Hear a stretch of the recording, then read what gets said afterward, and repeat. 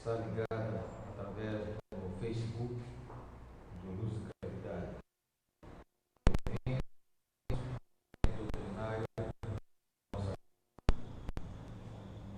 Preparando-nos para o início da atividade da noite de hoje,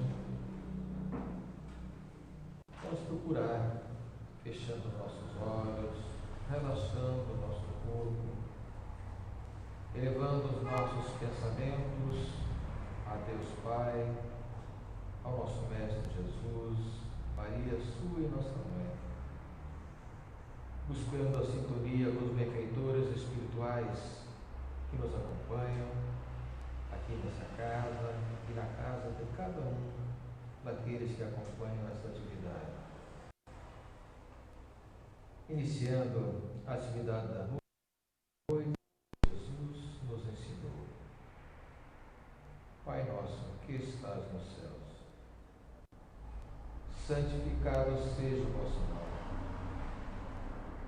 Venha a nós o vosso reino, que seja feita a vossa vontade, assim na terra como no céu. O pão nosso de cada dia nos dai hoje. Perdoai as nossas dívidas, assim como nós perdoamos os nossos devedores. E não nos deixeis cair em tentação, mas livra-nos de todo mal. E assim seja. Com essa prece, damos por iniciada a atividade da noite de hoje, com a presença do nosso irmão Gustavo, para a tarefa da noite de hoje sobre trabalhadores da última hora. Bem-vindo e uma boa atividade.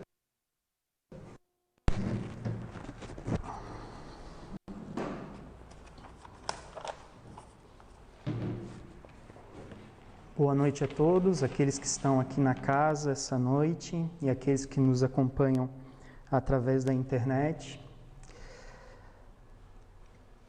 Hoje, a nossa conversa aqui, uma das parábolas de Jesus Cristo, chamada, um dos nomes dados até pelo Evangelho segundo o Espiritismo, de trabalhadores da última hora. Também há os trabalhadores da vinha, do bom Senhor e etc. E essa parábola, ela acaba sendo, até em termos textuais, em quantidade de versículos, uma das mais longas que é comentada pelo Evangelho. E é interessante ver como depois ela acaba se desdobrando, mostrando várias formas com que se pode interpretar esse pequeno texto, porque apesar de ser uma das mais longas, ainda assim é um texto bastante pequeno. E essa parábola muito basicamente fala de um senhor que, tendo na sua vinha trabalho a ser feito, sai para chamar os trabalhadores. Sai na primeira hora do dia e chama aqueles trabalhadores lá disponíveis. Sai 3 horas mais tarde e chama novamente aqueles que encontra. Assim na sexta e assim também na 11ª hora. E depois de ter chamado esses trabalhadores, acaba dando aos últimos chamados o mesmo pagamento que havia dado aos primeiros.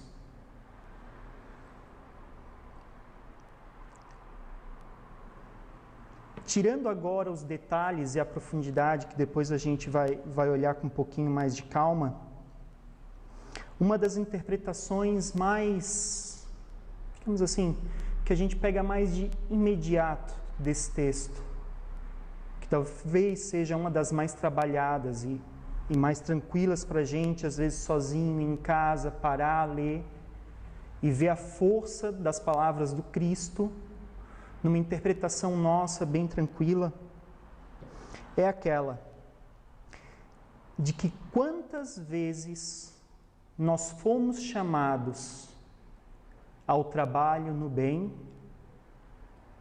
e não ouvimos o clamor do Senhor.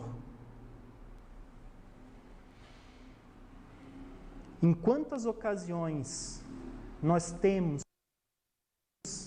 possibilidades de arregaçar as mangas e trabalhar aí fora no nosso mundo material, trabalhar ajudando ao próximo, trabalhar sobre o nosso intelectual e o nosso moral, estudando, realizando o Evangelho no lar, indo a um grupo de estudo, lendo um bom livro com atenção e cuidado.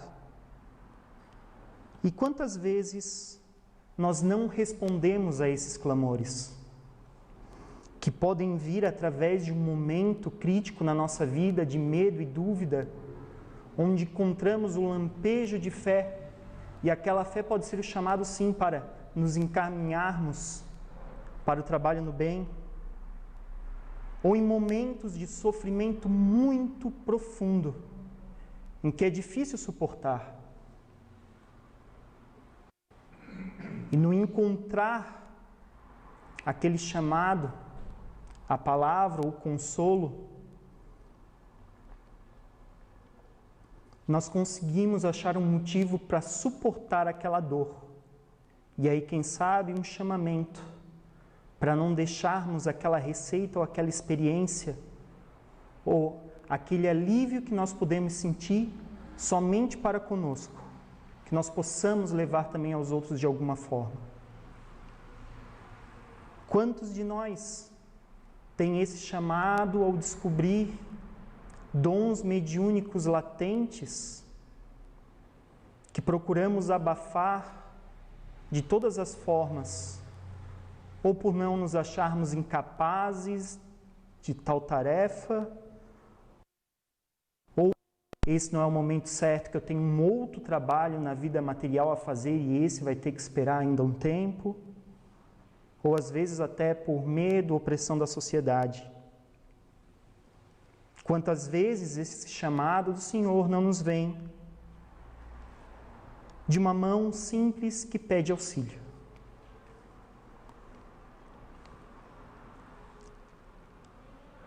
E depois esse trabalho, esse chamamento, é claro, não nos será hoje para ir a uma vinha, trabalhar ali, com as videiras do Senhor. Não.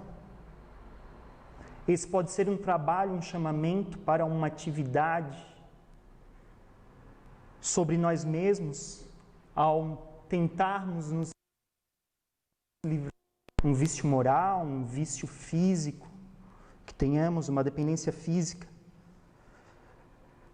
Esse chamamento seja para aprendermos algo muito importante que nos auxiliará no caminho mais à frente, a realizar a nossa reforma íntima, a nos aplicarmos em estudos que nos serão benéficos e também aqueles que estão à nossa volta, a trabalharmos com a mediunidade e fazermos com que um dom que todos nós possuímos em qualquer medida, mas em alguns irmãos isso fala mais alto, possa também ajudar a outros. Ou às vezes essa ação pode ser participar de um grupo de estudos, levar o Evangelho ou às vezes um livro de mensagem que não seja tão difícil de ler a um irmão que muitas vezes não é espírita e tão cedo não virá a ser, mas que aquela palavra possa trazer um consolo para o momento que aquele irmão está vivendo.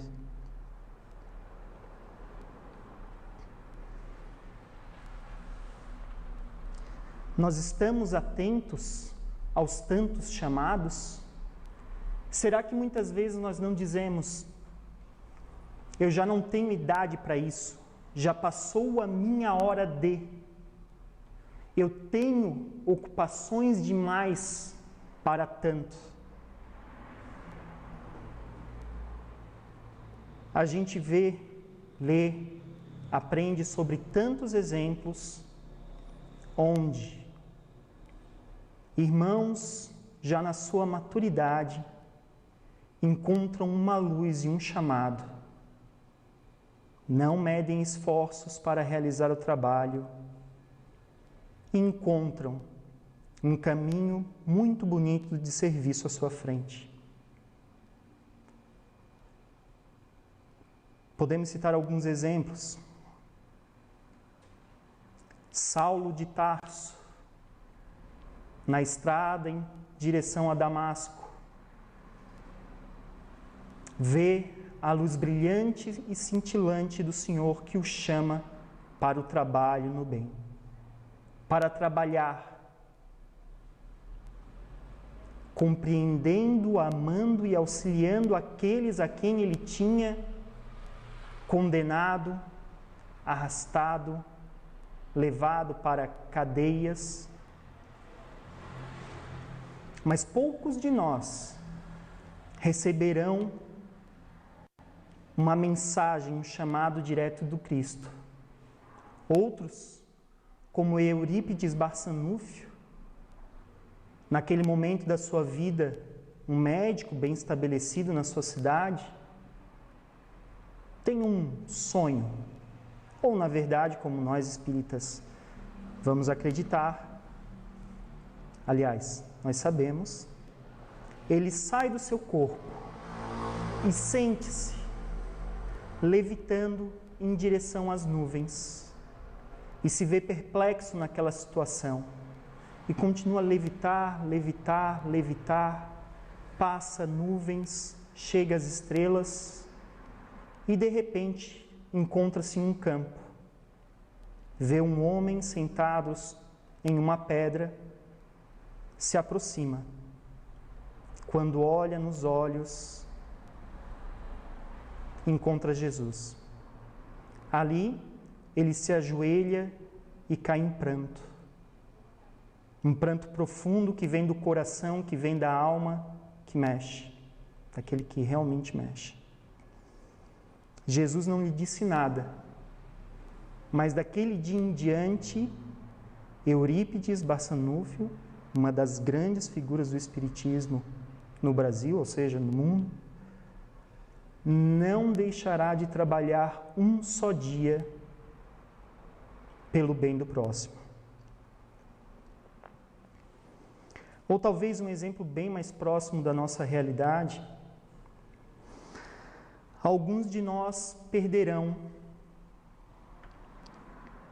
um ente querido.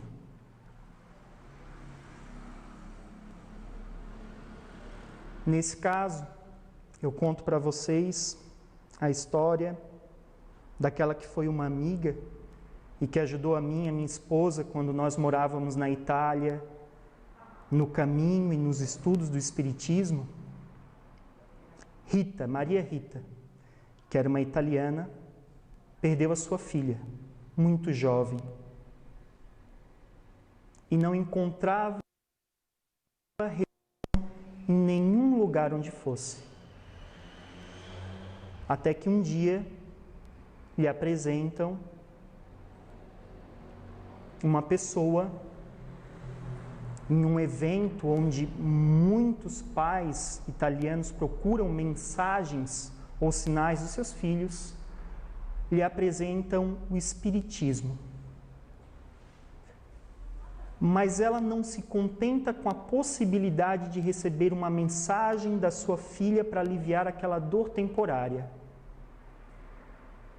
E aquele momento de desespero, de sofrimento, se transforma numa oportunidade de encontrar, sim, um caminho e um novo sentido para o trabalho no bem. E Rita, na Itália, acreditem, não é tão fácil e tão óbvio seguir o Espiritismo quanto é para nós. Ela abraçou aqueles livros, aquele estudo, aquele trabalho, fazendo desde traduções até o controle de quem ajudava na associação com as despesas, até o organizar eventos, Eu acho que eu já falei traduzir livros, realizar o passe. E eu sou certo que ela realizou um trabalho talvez muito além do que ela, como já desencarnou. Sou certo também que continua no seu trabalho depois daquele chamado. E nós estamos comprometidos e atentos com os chamados que nos chegam? Afinal, nós espíritas temos uma grande responsabilidade. E passando dessa primeira interpretação, desse chamado que nos pode ser feito, nós temos uma outra forma de ler e interpretar esse texto, que é muito interessante, colocada por muitos autores, que é o papel do Espiritismo. Entendendo-se aqui como Espiritismo, aquele trabalhador que chega à última hora. É interessante notar, e depois eu vou ler a parábola, só para a gente fazer um último comentário, uma última interpretação, de como nela Jesus faz questão de destacar a importância das horas. Ele fala da primeira, da segunda, da terceira, assim por diante, até chegar à 11ª hora. Quando se fala da primeira hora, o dia iniciava com a primeira hora em que o sol raiava. Então, provavelmente entre as 6 e as 7 horas da manhã era essa primeira hora. Sendo a 11ª hora entre as 16 e as 17 horas para a gente. Mas há uma ênfase muito grande nessas horas. E aí, vale lembrar que Deus criou o mundo em 7 dias. As horas de Deus, os dias de Deus, em que se deu a sua criação. Então nós vemos do texto que são chamados os trabalhadores da primeira hora, depois aqueles da segunda, da terceira, até que finalmente, da primeira, da terceira, da sexta, até que na 11ª hora ainda são chamados novos trabalhadores. E não foram chamados porque estivessem à toa, no sentido de quero não fazer nada, ou estivessem evitando o trabalho para começar a trabalhar só depois de determinada hora. Não, eles esperavam a oportunidade de trabalhar, de ganhar uma remuneração para o seu sustento material. Mas aquele chamado vem na 11ª hora. E não é de se entender que, por ser a 11ª hora, seja o trabalho menos relevante, ou esteja pegando o final do expediente, então vou lá para não fazer quase nada. A 11ª hora, em uma vinha, as últimas horas são aquelas em que a uva será pisada. Talvez uma das partes mais importantes e mais cuidadosas. E aí aqueles trabalhadores que já fizeram um trabalho importantíssimo antes, em todas as outras etapas, também prepararam, quem sabe um pouco mais cansados, recebem a ajuda daqueles que chegam na última hora. E aí, para trazer um pouquinho, de forma um pouco mais aprofundada, a questão da vinha e a profundidade que essa parábola pode ter, para vocês, um pequeno trecho do Prolegomenos dos Espíritos, em que os Espíritos recomendam a Kardec: porás no cabeçalho do livro a cepa que te desenhamos, porque é o emblema do trabalho do Criador. Aí se acham reunidos todos os princípios materiais que melhor podem representar o corpo do espírito. Por cepa, geralmente se tem o tronco, ou a base que dá sustentação. No caso da videira, é toda a parte onde a gente não vai ter a fruta em si. O corpo, aí se acham reunidos todos os princípios materiais que melhor podem representar o corpo e o espírito. O corpo é a cepa, o espírito é a seiva, a alma ou o espírito ligado à matéria é o bago. O homem quintessencia o espírito pelo trabalho, e tu sabes que é somente pelo trabalho do corpo que o espírito adquire conhecimentos. E aí a interpretação que é dada então a esse chamamento na 11ª hora, e não é uma interpretação minha, é de que os espíritas são chamados na 11ª hora, a conclusão daquele trabalho que foi começado por aqueles que lá estiveram nas primeiras, indispensáveis por conta disso. Mas eles chegam no momento mais delicado, na conclusão da tarefa. E nós vamos ver aqui que a conclusão da tarefa pode ser um momento decisivo no julgamento do trabalho. Eles chegam na última hora, em instante, onde se vai tirar o sumo da uva, da fruta, do bago, que será a quintessência do espírito. Talvez aquele momento onde já não estamos tão apegados a leis que têm que ser mais materiais, tratar de forma mais rígida ou ensinar, mas para aquele instante onde o espírito toma o papel central na educação da humanidade para uma convivência verdadeiramente fraternal. E aí não é à toa que o símbolo do espiritismo, talvez o único que Kardec tenha deixado, eu não sei se a gente tem aqui em algum local o Livro dos Espíritos, essa edição não traz na capa, eu não vi se estaria aqui no começo, mas é exatamente a vinha.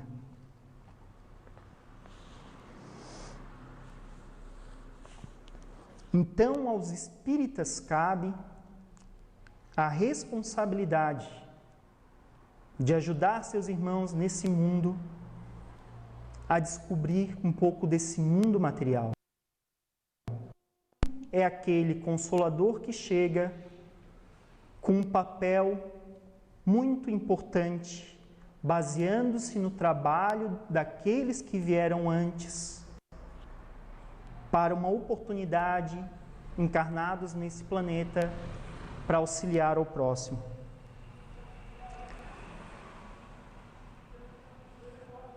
E essa é uma outra leitura dessa parábola, do papel do Espírito dentro de uma visão do mundo, desse Senhor, nós poderíamos colocar como Deus ou como Jesus Cristo no seu trabalho com a terra, de ir preparando a terra no momento da colheita, trazer aqueles que farão o começo do trabalho, sabendo que o trabalho é muito grande somente para eles, vai em busca dos outros que estão dispostos a trabalhar, para que se leve a bom cabo o trabalho na vinha.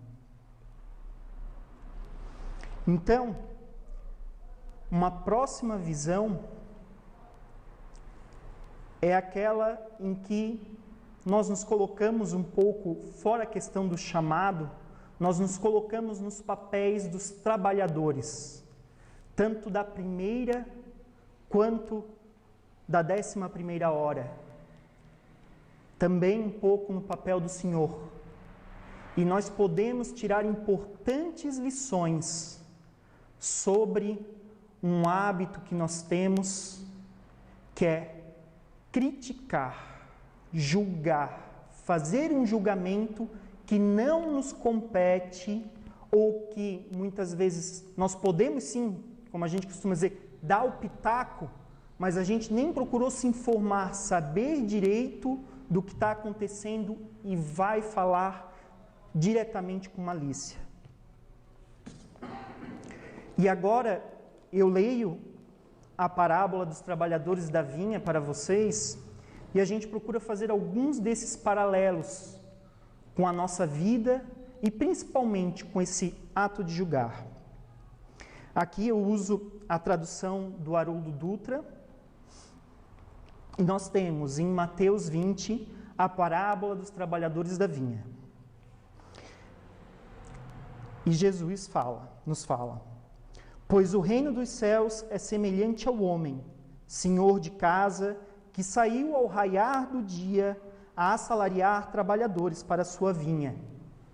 Depois de ajustar com os trabalhadores 1 denário por dia, os enviou para a sua vinha. E tendo saído por volta da 3ª hora, viu outros que também de pé na praça, desocupados, e disse a esses: ide vós também para a vinha, e o que for justo vos darei. E eles foram. Novamente, saindo por volta da 6ª hora, e 9ª hora procedeu da mesma forma. Aqui a gente já está falando do meio-dia e das 3 horas da tarde. Tendo saindo por volta da 10ª hora, encontrou outros que estavam de pé e diz para eles: por que ficastes de pé aqui o dia inteiro desocupados? Eles lhe dizem: porque ninguém nos assalariou. Ele lhes diz: ide vós também para a vinha. Irmãos, quantos de nós têm a fé e a perseverança para esperar o chamado, dentre daquelas coisas que a gente falou aqui, naquele dia em que não nos aparece o trabalho? Quantos de nós se mantêm de pé, esperando o chamado ou procurando por ele, e persiste até praticamente o último momento, naquele em que provavelmente já quase não existia probabilidade de conseguir um trabalho, e que ainda assim, àquela hora, vai trabalhar sem nada exigir,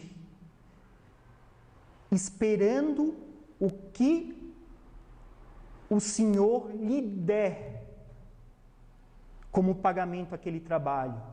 E aqui, se a gente considerar que o dia teve 12 horas e houve aqueles que foram trabalhar a 1ª hora do dia, esses irmãos teriam 1/12 do denário. Mas não fizeram caso. Foram para a vinha trabalhar.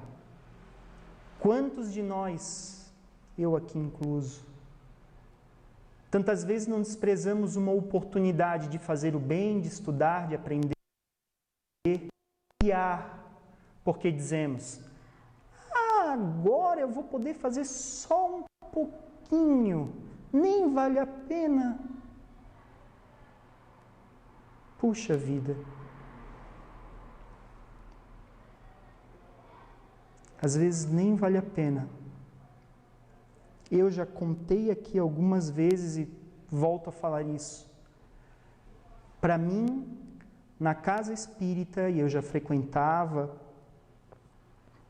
esta casa espírita já há algum tempo, o maior momento de dificuldade da minha vida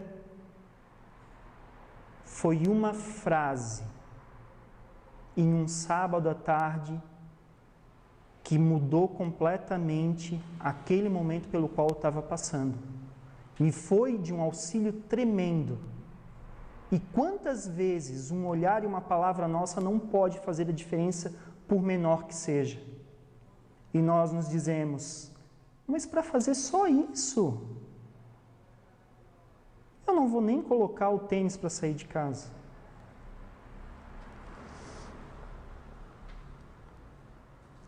Chegando o fim da tarde, o senhor da vinha disse ao seu administrador: chama os trabalhadores e paga-lhes o salário, começando dos últimos até os primeiros. Começando dos últimos até os primeiros. Vindo os da um denário cada um. Vindo os primeiros pensaram que receberiam mais. Todavia, também eles receberam um denário cada um. Ao receberem, murmuraram contra o senhor da casa, dizendo: estes últimos fizeram só 1 hora, e tu os fizeste iguais a nós, que carregamos o peso do dia e o calor ardente. Em resposta, Senhor: companheiro, não estou sendo injusto contigo. Não ajustastes comigo 1 denário? Toma o que é teu e vai-te. Quero dar a este último tanto quanto a ti. E quantas vezes, meus irmãos, nós não somos aqueles que, tendo chegado na primeira hora, reclamamos que já estamos ali o dia inteiro. Às vezes, tudo bem, a gente chegou na primeira hora, mas com que vontade nós fazemos aquele trabalho? Com que disposição? Ao final do dia, claro, já cansados. Vêm então aqueles que só trabalharam 1 hora e recebem o mesmo que eles. Mas eles se colocaram a falar mal do Senhor. Será que antes se perguntaram ou imaginaram o porquê aquilo ter acontecido de tal forma? Teria o Senhor os trago de uma outra atividade para terminar ali o dia? Teriam aqueles parte de um trabalho já feito que o Senhor então lhe pagaria aquele valor a mais? E mesmo na situação real, caberia então a esses irmãos fazer o julgamento, sendo que o dinheiro era do Senhor e que o Senhor havia concordado, feito acordo com os primeiros de pagar 1 denário? E o Senhor, por último, responde: não me é lícito fazer o que quero com o que é meu? Ou o teu olho é mau, porque eu sou bom? Quantas vezes não somos nós aí a criticar, a fazer o julgamento, sem saber as razões por trás? É claro, a gente sempre faz julgamentos no nosso dia a dia, na nossa vida. Mas quantas vezes não vemos o bem ser feito e o nosso orgulho e o nosso egoísmo falam mais alto? Eu havia acordado no começo do dia 1 denário e aqui eu o recebo. Tive ajuda de outros que chegaram depois para concluir a tarefa e talvez aquelas últimas horas não tenham sido tão pesadas. Ainda assim, vou criticar. Quantas vezes nós, diante de situações do tipo, não lançamos críticas e julgamentos sem pensar, até em situações muito próximas como o do trabalho, em pensar, aquele teve algo que não merecia, que não lhe é justo.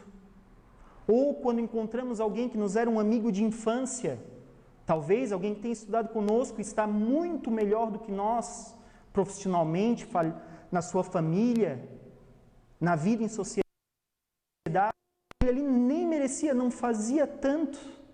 Por que tem tanto? Vamos nos lembrar das provas da riqueza, por exemplo, e do quão pesadas podem ser.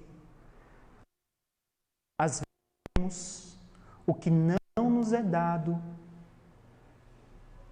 é um grande benefício. É um grande benefício. E que presente nós teríamos se aprendêssemos essa valiosa lição na nossa juventude, quando tudo queremos e tudo para ontem. E então se encerra. Os últimos serão primeiros e os primeiros serão últimos. E aqui, meus irmãos, o último comentário desse último trecho com vocês é: quantas vezes nós temos a oportunidade de iniciar um trabalho, levar ele até o fim, de forma exitosa, de forma digna e justa, e ao final da atividade nós vacilamos e fazemos sim com que todo aquele esforço praticamente vá pelo ralo, como a gente diz. Não pelo ralo, mas aqui o trecho nos diz claramente, e eu não cheguei a esse ponto de forma óbvia, porque fui matutando muito em cima dessa frase. Assim os últimos serão os primeiros, e os primeiros serão os últimos. Os primeiros que teriam tudo para receber o grande mérito do trabalho feito, na última hora, nem na última hora, depois, no pagamento, eles mostram que podem ter trabalhado bem na vinha, mas que o seu orgulho e o seu egoísmo acabou lhes traindo o bom trabalho. E aqueles últimos que chegaram sem esperanças de ganhar um denário, porque isso não foi prometido para eles, de ganhar somente uma proporção daquele dia em que eles não puderam aproveitar a maior parte das horas, sabendo talvez até que os outros iriam ganhar um denário, diziam assim: puxa vida, se eu tivesse chego na praça 1 hora antes, eu tinha vindo aqui trabalhar e ganhava um denário para sustentar minha família por sabe-se lá quantos dias. Não murmurando, fizeram o seu trabalho de bom grado, aceitaram o chamado e receberam o seu quinhão, demonstrando que mesmo aqueles que chegam na última hora, quando estavam procurando por trabalho e não por vontade por uma, digamos assim, uma má fé para com aquele que lhe daria o trabalho, aqueles que chegaram na última hora se mostraram como os primeiros. Essa parábola oferece tanto, como todas as outras do Evangelho, e nós temos a oportunidade de lê-las com os comentários de Kardec e dos mentores espirituais que ajudaram a compor o Evangelho segundo o Espiritismo. Se não podemos, em casa, 1, 2, 3 vezes por semana, parar sobre um capítulo para ler e compreender melhor e assimilar as importantes lições morais, pelo menos no Evangelho, no lar, façamos o nosso melhor. Que com certeza, esse é um chamado, meus irmãos, esse é um trabalho sobre nós, que nos dará um justo pagamento durante a nossa existência, nessa e na vida espiritual. Uma boa noite a todos.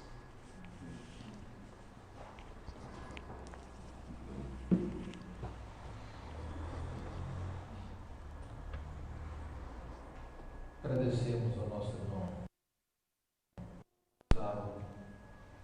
pela lição que nos trouxe a noite de hoje,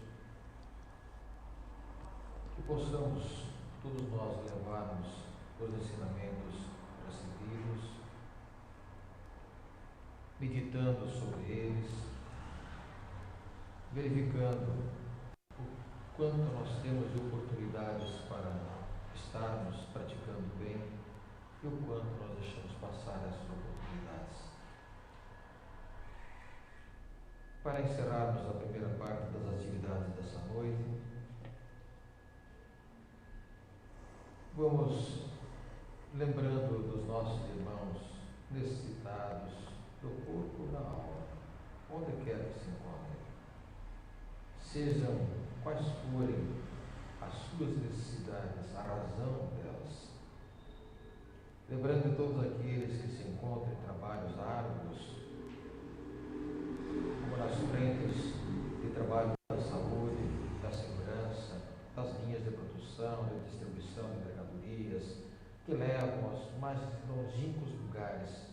para garantir a subsistência, a sobrevivência,